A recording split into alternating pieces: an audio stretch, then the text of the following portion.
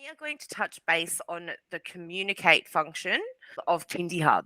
So at the top, you've got all your different functions and your tabs up here. When you log into Kindyhub, this is the main screen that you come to. And right away, as an educator, you will know if you have new communicates and new messages from families or staff, because next to the communicate icon up here, you'll see the little speech bubble. See the little speech bubble? If that speech bubble is not there, that means that you don't have any new communications and you don't need to go into the communicate tab. If you do have a speech bubble there, that means that you have new mail. There's two ways to get into the communicate. So you can click simply next to the speech bubble, or you can click on the main communicate here. I'm going to click on the one up here. Now, this is Raven's Funhouse, and I'm an educator in this room, okay? And I have access to two rooms. The two rooms that I have access to are Raven's room and also a room called test, okay? So if you have access to one room, only one room is going to show up there, the one that you're assigned to. However, as you get access to more and more rooms, you can imagine that these tabs here, they will grow.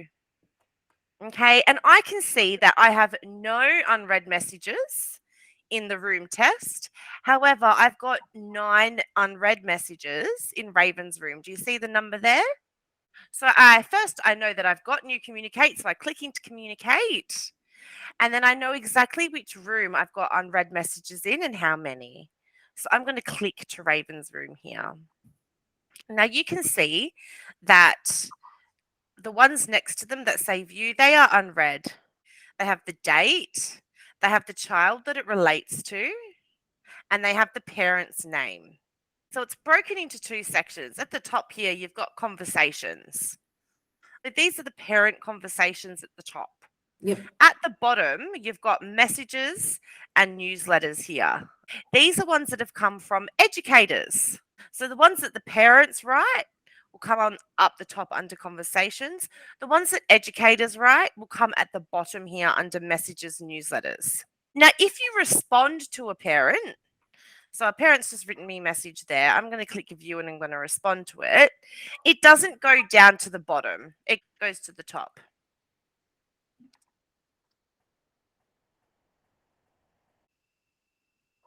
See, there's my reply there, thanks. So it shows the parent educator threads at the top here. Just quickly before I go into that, at the bottom here, these are ones that the educators have created themselves. So at the bottom here, you click create new. And you can enter staff and children. That's when it will be saved to view at the bottom because an educator has created that. See, there it comes down there. Now, if a parent responds to the DDD message, their response will go up here under the conversations. When you send parents learning reports, parents can click on them and respond. If they do that, it will say, now I don't have a good example here to show you, but it will come to the top of your communicate thread and it will actually say in response to. So it doesn't have it here, but it will say in response to, and it will tell you the learning story.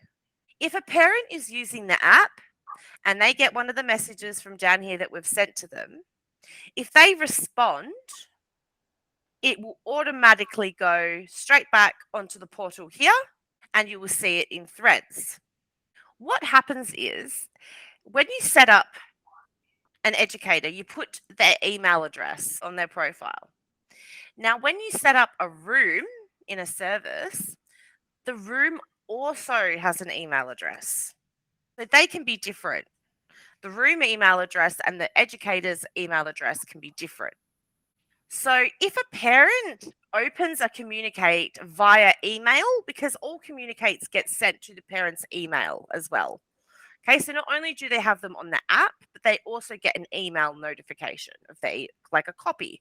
If they reply via email, it's going to go back to that educator's email, not the room email. It's still going to reach the communicate portal, But what's going to happen is generally the room emails is the services email.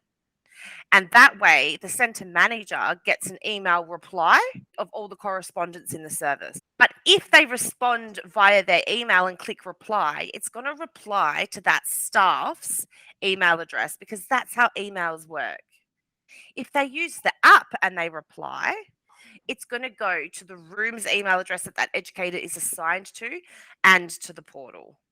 That's why we try and ask parents as much as possible to use the app. If they respond via email, it's going to go directly back to the staff and not the manager. If they use the app, it's going to go directly back to the manager and the room. Ensure that all the rooms have an email set up to them. If the managers are unsure what email to put in the room, always go with the center email. That way they can correspond with everything. When setting up staff, to try and ensure that it's a work email instead of a private email. Also, educators have to be subscribed to emails as well. So do families. Okay, so some families won't be subscribed. If you go into the child's profile, and I'll just quickly show you what it will look like. If a parent decides, do you know what, they really don't want email copies anymore, it's going to show you that they've unsubscribed. If someone comes and say, hey, Mickey Mouse Jones' mum isn't receiving our communicates via email anymore, what's going on? The first thing you want to check is their profile, the actual child's profile, and ensure that the parent is subscribed. So down here, see how it says subscribed? Report subscribed, communications subscribed. If they're unsubscribed, if they've clicked unsubscribe themselves by accident or just done something that's unsubscribed them, it'll look like this in red, unsubscribed. And you can simply resubscribe them by clicking subscribe and go, they were unsubscribed. Moving forward, I've resubscribed them and they will receive all email reports. And it's the same for communications. If they're unsubscribed, it means that they'll still get things on the app, but they won't get it by email. Another big one that we get is, I'm sending out our weekly notes and this staff member is not receiving it in their email. And they need to receive it in their email because it's my notes. Okay, so the first thing you want to check when that happens is you want to go settings, manage staff, and you want to find the educator that they're referring to. So we'll pretend that it's Ninja Turtles. You want to click edit on that stuff and you want to check their email subscriptions. Okay, so email preferences is what you want, and you want to make sure that both of these boxes are ticked. A lot of the time, this is what happens. But retick it and then click save down here.